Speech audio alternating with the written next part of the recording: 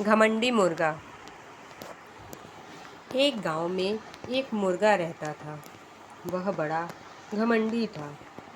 वह रोज़ सुबह सुबह बांग देता था। उसकी बांग सुनकर गांव के लोग सोकर उठ जाते थे और अपनी दिनचर्या में लग जाते थे। ये देखकर मुर्गे को बहुत घमंड होता था। वह सोचता था कि उसकी बाग से ही पूरा गांव जागता है। वह बांग न दे तो गांव के सभी लोग सोते ही रह जाएंगे। वह मुर्गा अपने आप को सबसे महत्वपूर्ण पक्षी समझने लगा और दूसरे पक्षियों को नीचा समझने लगा। एक दिन उसकी एक कौवे से बहस हो गई। वह उसे भला बुरा कहता हुआ बोला, तू काला कलूटा कौवा किसी काम के नहीं, बेकार में इधर उधर उड़ता रहता है। मुझे देख, मेरे बिना गांव के लोगों का गुजारा ही नहीं चल सकता।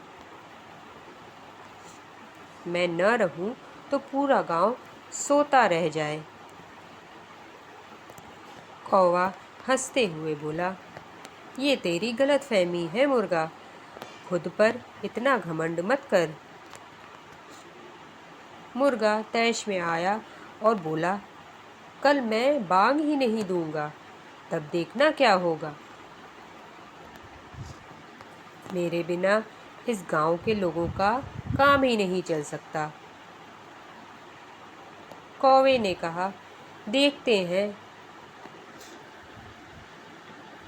अगली सुबह मुर्गे ने बांग नहीं दी।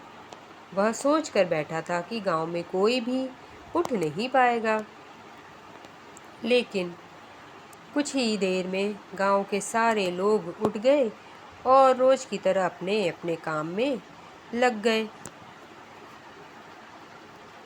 तब कौवा घमंडी मुर्गे के पास आया और हंसते हुए बोला, अब आ गई तेरी अकल ठिकाने पर। ना किसी के लिए और ना ही किसी की वजह से कभी कोई काम किसी का रुकता नहीं है।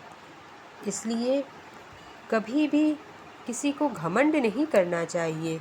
अब घमंड करना छोड़ दो मुर्गे भाई। उस दिन से मुर्गे ने घमंड छोड़ दिया और अपना कर्तव्य समझकर रोजाना बाग देने लगा।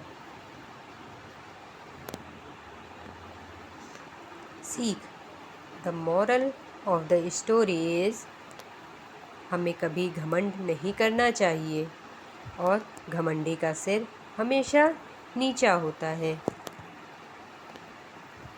फ्रेंड्स,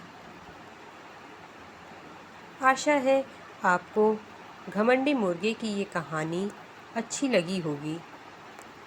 ऐसी ही और किड्स स्टोरी हिंदी में पढ़ने और देखने के लिए हमें लाइक, शेयर एंड सब्सक्राइब करना न भूलें। धन्यवाद।